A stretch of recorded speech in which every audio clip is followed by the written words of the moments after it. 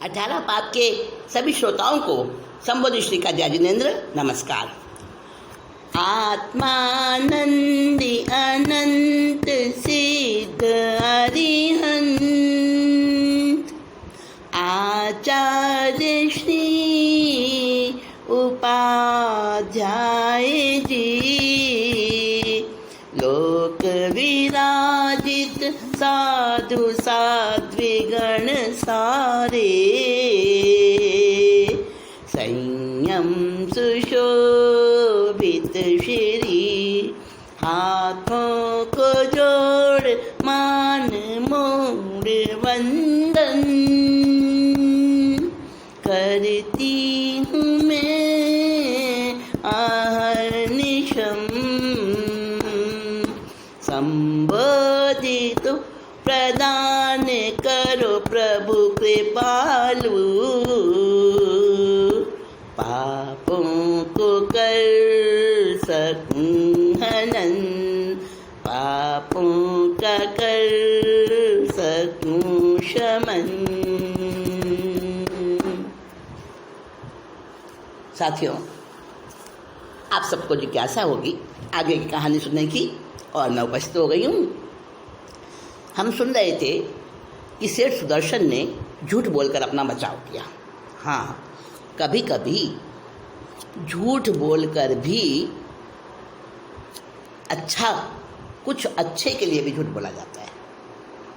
देखिए, आप श्रावक हो, आपको 3 करण 3 योग से नहीं है प्रत्याख्यान, समझ गए ना। आपके लिए अनुव्रत है और साधु साध्वी के लिए महाव्रत है। अनुव्रत का मतलब है कुछ छूट, जिसमें आगार हो, छूट हो, तो आप लोगों को वो उस प्रकार से खुला रखा गया है कि आप समाज में, संसार में अपने बहुत से आपको कर्तव्य पूरे करने होते हैं। तो उसके लिए आपके लिए कुछ व्रतों में ढील रखी गई है। तो 3 करण 3 योग से आपके प्रत्याख्यान नहीं होते हैं। आपके प्रत्याख्यान 1 करण 2 योग से, 1 योग से, 2 करण 3 योग से, इस प्रकार से प्रत्याख्यान होते हैं। आप देखिएगा 12 व्रतों में कौन कौन से 1 करण 2 योग से हैं, कौन से 1 करण 1 योग से हैं, कौन से 2 करण 3 योग से हैं। देखना प्रतिक्रमण में सब समझ आएगा आपको। एक रट्टू तोते की तरह से प्रतिक्रमण कर लेते हैं, देखना कितने करण कितने योग से कौन सा व्रत है। हाँ, तो मैं आपको बता रही थी कि झूठ बोलकर सेठ सुदर्शन बच गए। उन्होंने अपना शील तो बचा लिया, चारित्र तो बचा लिया, क्योंकि शील व्रत के 9 बार हैं उसको वो जानते थे, और शील व्रत के 9 बार के हिसाब से वो खुद तो बच गए। तो लेकिन उन्होंने प्रण कर लिया, मैं कभी किसी के घर अकेला नहीं जाऊंगा। और शील व्रत के 9 बार में, शील व्रत की जो 9 बार है ना, उनको याद आ गई उसी समय। शील की, ब्रह्मचर्य की पहली बार क्या है? ब्रह्मचर्य की पहली बार है कि ब्रह्मचारी साधक यदि पुरुष है तो ब्रह्मचारी पुरुष स्त्री पशु पंडग जहाँ पर हो वहाँ पर अकेला नहीं रहे, अकेला नहीं जाए, अकेला नहीं बैठे। अगर वो ऐसा करता है तो क्या होता है, उसका दृष्टांत दिया, जैसे कि चूहे और बिल्ली का दृष्टांत। जहाँ पर बिल्ली होगी वहाँ पर चूहे का जीवन सुरक्षित रह सकता है क्या? कभी नहीं रह सकता। तो इसी तरह से जहाँ पर अकेली स्त्री हो वहाँ पर ब्रह्मचारी पुरुष ना रहे अकेला, और अकेली स्त्री हो, पुरुष हो, वहाँ पे स्त्री ना रहे। तो ये पहली बार है। उनको ध्यान आया, ओहो मैंने गलती की, मुझे समझदारी से काम लेना चाहिए था। चलो, बाद में समझदारी आई, मैंने झूठ बोला। झूठ का तो उन्होंने लिया, जो नियम उतना होता है पश्चाताप, वो उन्होंने लिया, उसका अपने को शुद्धि करी आत्मा की। और दूसरी बार क्या है? दूसरी बार है कि ब्रह्मचारी जो पुरुष है वो स्त्री की कथा वार्ता ना करे, बातचीत में भी। अब आप देखो कि जहाँ 2 दोस्त मिले, वो बातें क्या होती हैं? अदर सेक्स की बातें होती हैं। लड़कियाँ मिलेंगी तो पुरुष मित्रों की बातें करेंगी, लड़के मिलेंगे तो गर्लफ्रेंड की बातें करेंगे। और गर्लफ्रेंड और मतलब बॉयफ्रेंड तो आज ऐसे शब्द हो गए हैं कि छोटे छोटे बच्चे स्कूलों में पढ़ने वाले, यानी कि आप मेरी बात को अन्यथा ना लें, मैं इस बात को जो कह रही हूँ ना गलत नहीं कह रही हूँ। यानी 5वीं 6ठी क्लास के बच्चे भी अगर किसी के बॉयफ्रेंड या गर्लफ्रेंड नहीं है लड़के लड़की के, तो वो अपने को कुछ हीन महसूस करता है और दोस्तों के सामने। हाँ, माहौल ऐसा बन गया है। और कॉलेजों की तो बात पूछो ही मत। और क्या क्या हो रहा है इस नई पीढ़ी के अंदर, शील व्रत के ना समझने के कारण, उसकी कीमत को ना जानने के कारण ये सब हो रहा है। तो बॉयफ्रेंड गर्लफ्रेंड की बातें करना, ये बातें करने से क्या हो गया भाई, कौन सा व्रत भंग हो गया, कौन सा हमने कुशील का सेवन कर लिया, ऐसा कहते हैं। लेकिन सोचना ये है कि बात करने से भी विकारी भाव आते हैं और विकारी भावों से हमारे व्रत को खंडन मिलता है, खंडित होता है व्रत। कैसे, उदाहरण देते हैं वहाँ पर, जैसे कि जीभ और नींबू और इमली का दृष्टांत। समझे आप, नींबू और इमली का नाम ले लिया जाए, अभी खाई नहीं है, सामने आया नहीं है नींबू और इमली, अचार समझो, और जैसे ही नाम लिया जाए तो जीभ में से पानी टपकने लग जाता है, कुछ और ही स्थिति बन जाती है। इसको जो चीज़ मीठी नमकीन खट्टी जो चीज़ प्रिय होती है ना, उसके नाम से उसकी जीभ में पानी आ जाता है ना। तो भाई चीज़ का नाम ही तो लिया है, पर सच्चाई है। इसी तरह से वार्तालाप, बातें करने से, अदर सेक्स की बातें करने से भी शील का खंडन होता है, शील में दोष लगता है। तो दूसरी बार हो गई। तीसरी बार, ब्रह्मचारी पुरुष कथा वार्ता नहीं करे हो गई और अकेला नहीं बैठे स्त्री पशुपंडक के स्थान पर। और तीसरी बार में क्या है, ब्रह्मचारी पुरुष ये भी ध्यान रखे कि जहाँ पर कोई स्त्री बैठी है और अब वो उठ के चली गई, स्थान खाली है, वो सीट है, कोई आसन है, कोई कुर्सी है, कोई भी स्थान है जहाँ कोई स्त्री बैठी थी, वो चली गई है उठ के, लेकिन वहाँ पर ब्रह्मचारी पुरुष कम से कम 48 मिनट तक ना बैठे, उसके बाद बैठे। अगर बैठता है उससे पहले तो घी का घड़ा और अग्नि का दृष्टांत। आप कहेंगे समझ में नहीं आई बात, मैं समझाती हूँ। देखो, अग्नि जल रही है और उसके पास में बहुत काफ़ी दूर पर, एकदम नज़दीक नहीं, किसी बर्तन में घी रखा है। अब मुझे बताओ, घी पिघलेगा कि रहेगा पिघलने से? बचेगा? नहीं बचेगा ना, पिघल जाएगा घी। कहते हैं घास और अग्नि का वैर होता है, जहाँ पर घास हो और अग्नि हो वो जले बिना नहीं रहेगी। इसी तरह से कहा कि अगर वो स्त्री पुरुष के बैठे हुए स्थान पर बैठती है चले जाने पर, या पुरुष बैठता है, स्त्री बैठी थी उस स्थान पर, उसके उठ जाने पर, चले जाने पर, तो कैसा दृष्टांत समझना चाहिए? जैसे कि घी का घड़ा अग्नि के स्थान पर रखा हो, दूर भी रखा हो, लेकिन पिघल जाता है। ऐसा ही होता है साथियों। बड़े बड़े हमें सूत्र दिए हैं ज्ञानियों ने, हमारे तीर्थंकर भगवंतों ने, हमारे आचार्यों ने, हमारे गंधर्वों ने हमें कितना कितना सावधान किया है। तो ये जो बार बताई है इसका तो, और सारी जो बारों में जितने 9 बार बताएंगे ना, उसमें जो जो पॉइंट्स आए हैं, जैन धर्म के हर एक चीज़ का आज विज्ञान की दृष्टि से वैज्ञानिकों ने उसको यंत्रों पर परीक्षण कर करके, एक्सपेरिमेंट्स कर करके उसको सत्य साबित किया है। और ये वाली बात भी मैं आपको बता दूं, वैज्ञानिकों ने साबित किया है क्रिलियन फोटोग्राफी के माध्यम से। हाँ, क्या होती है क्रिलियन फोटोग्राफी?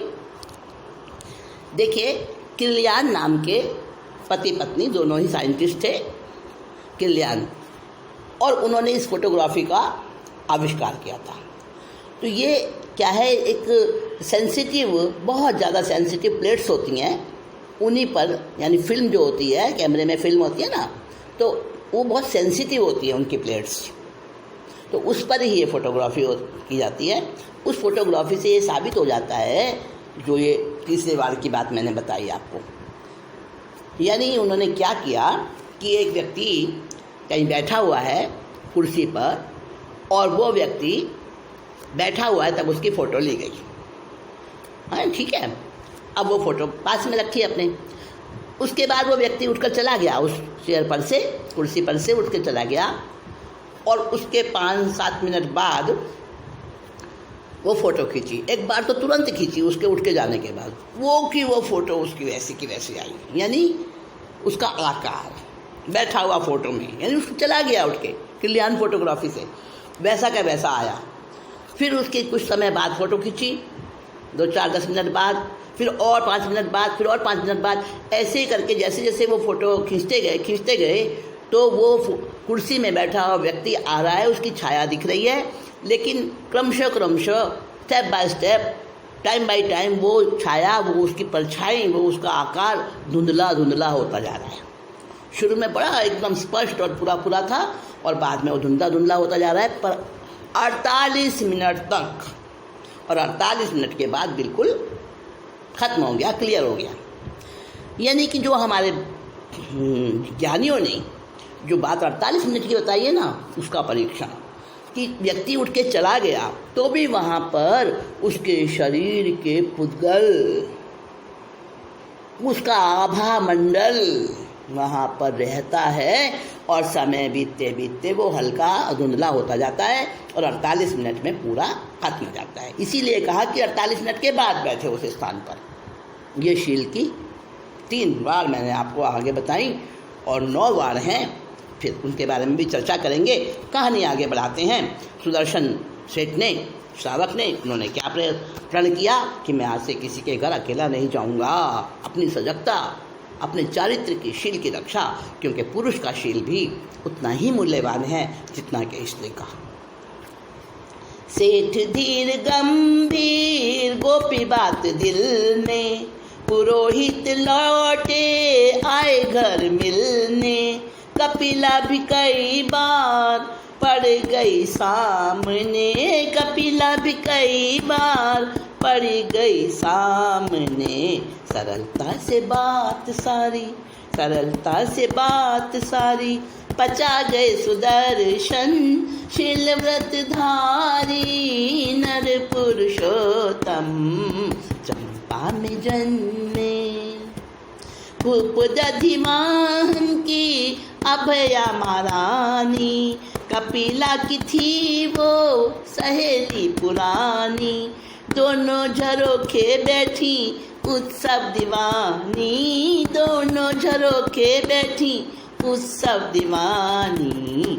रथ में थी रमणी, रथ में थी रमणी, और भव्य नंदन शील व्रत धारी। नर पुरुषोत्तम चंपा में जन्मे। अब शेर सुदर्शन बड़े धीर वीर गंभीर, उन्होंने ये बात कभी अपने जबान पे नहीं लाए, किसी को नहीं कहा कि मुझे कपिला ने ऐसे इस तरह के मेरे सामने प्रस्ताव रखा। क्यों लज्जित करना किसी को, दानिश्चन छोड़ो, गलती सबसे होती है। उन्होंने उस चीज़ को ना अपने दिल में रखा और ना ही किसी के सामने, यानी अपनी पत्नी तक से नहीं बताया। ठीक है, केवल इस भाव से, केवल इस भाव से कि उसको लज्जित होना पड़ेगा, नहीं, किसी की बुराई नहीं बतानी, किसी का दोष नहीं कहीं उजागर करना। तो कई पति, उनके जो कपिला के पति थे कपिल पुरोहित, वो भी लौट के आ गए, सुदर्शन से मिलने भी आए। उनके सामने भी कोई बात करी, कोई जिक्र नहीं, जैसे पहले रहते थे, मिलना जुलना, हंसना बोलना, उसी प्रकार। और कई बार कपिला भी सामने आई, मेल मिलाप हुआ, बोलचाल, पर वो तो थोड़ी सी शुरू में तो हिचक रही थी, सब कुछ आ रही थी, कहीं मैं सामने पड़ूँ और ये सुदर्शन कुछ भेद ना खोल दे। शेर सुदर्शन तो वैसे के वैसे ही, जैसे कुछ हुआ ही नहीं। अब 1-2 बार कपिला ने भांप लिया, वो तो शेरनी बन गई। हाँ साथियों, कुछ लोग होते हैं जो उनको प्यार करो, उनको आदर सम्मान दो तो सिर पर चढ़ जाते हैं। कुछ लोग होते हैं जिनको अगर क्षमा कर दो उनकी गलतियों को तो वो हमें कमज़ोर समझ लेते हैं। हर तरह के लोग हैं दुनिया में। तो कोई बात नहीं, शेर सुदर्शन ने इस बात को भी कोई नोटिस में नहीं लिया। और लेकिन कपिला जो थी ना, वो कहने लगी अरे नपुंसक है। उसने अपने मन में क्या धारणा बना ली शेर सुदर्शन के लिए, बेकार आदमी है। अरे अगर ये कहता ना, उस बात को अगर उजागर करता मेरे पति से या किसी और से, तो इसी की तो बेइज्जती हो रही थी, नपुंसकता इसकी सबके सामने आ जाती। इसीलिए नहीं बता रहा है यानी वो सुदर्शन की ही कमजोरी समझ रही है इसमें। चलो, समय के अनुसार बात टलती गई, समय बीतता रहा। अब आगे की घटना क्या बनती है कि राजपुरोहित की पत्नी थी ना कपिला, वो तो राजपुरोहित था उसका पति कपिल। अब राजा की जो रानी थी, दधिवाहन राजा थे चंपा नगरी के। हाँ, दधिवाहन राजा, समझ गए ना आप, ऐतिहासिक कहानी है ये। तो दधिवाहन राजा की अभया नाम की महारानी एक थी। कई महारानियाँ होती हैं राजाओं के। तो अभया नाम की जो महारानी थी, वो अभया कपिला की सहेली थी। पहले से दोनों में बड़ी दोस्ती थी, अभया में और कपिला में। तो वो अपनी राजा की जो रानी अभया थी ना, कपिला एक दिन उससे मिलने गई। और उस दिन कोई उत्सव था, तो लोग आ रहे थे जा रहे थे। उत्सव में कितनी चहल पहल होती है, सब सुंदर सुंदर वस्त्र पहनते हैं और बड़े सजे धजे लोग जा रहे थे नगरी में। और ये दोनों झरोखा में बैठी थी। ये झरोखा समझ गए ना, खिड़की, आज की भाषा में कहें बालकनी। तो बालकनी में बैठी थी दोनों खिड़की में, और मस्तियाँ हंसी मजाक जैसे दोस्तों में सहेलियों में होता है, अपनी बातें चीतें कर रही थी और लोगों को देख रही थी। लोग आ जा रहे थे, उत्सव का माहौल था।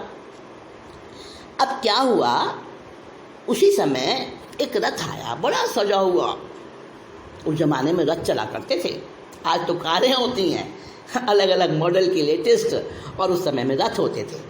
तो वो रथों से संपन्नता का अनुमान होता था। तो रथ बड़ा सजा हुआ, और जैसे बड़े संपन्न किसी सेठ का हो, और उसमें बड़ी सुंदर स्त्री और उसके 6 बच्चे, 6 के 6 पुत्र। और पुत्र कैसे, जैसे देव कुमार, जैसे राजकुमार, जैसे सुंदर, छोटे बड़े, और उन पर आँखें ठहर जाएं, आँखें हटे नहीं, इतने सुंदर बच्चे और वो स्त्री भी। और वो रथ में देखे उन्होंने, किसने, कौन कौन थे, कपिला और अभया महारानी दोनों बैठी थी ना वो रथ। अब कपिला एकदम कहने लगी अभया से, महारानी से, पूछा कपिला ने रानी बताए, सेठ सुदर्शन की मनोरमा प्रिया, ये प्यारे प्यारे बेटे सारे हैं इसके, प्यारे प्यारे बेटे सारे इसी के। चकित बोली कपिला, चकित बोली कपिला है नपुंसक सुदर्शन, शील व्रत धारी नर पुरुषोत्तम, चंपा में जन्मे। कपिला ने कहा अरे ये कौन है, इतनी सुंदर, तो ये बच्चे देखो ना कितने प्यारे हैं इसके। तो कौन है बताओ ना, क्या मालूम है तुम्हें? अभया कहने लगी अरे हाँ मालूम है, अपनी नगरी के प्रसिद्ध सेठ है ना सुदर्शन, ये उनकी पत्नी है मनोरमा। और ये बच्चे, अरे उसी के तो बच्चे हैं ये, यानी ये सुदर्शन और मनोरमा के बच्चे हैं। हाँ हाँ भाई, क्यों इतनी हैरान क्यों हो रही है तू? कपिला कहने लगी हो ही नहीं सकता है ऐसा। अरे क्यों नहीं भाई, पति पत्नी है, उनके बच्चे हैं, इसमें क्या दिक्कत है?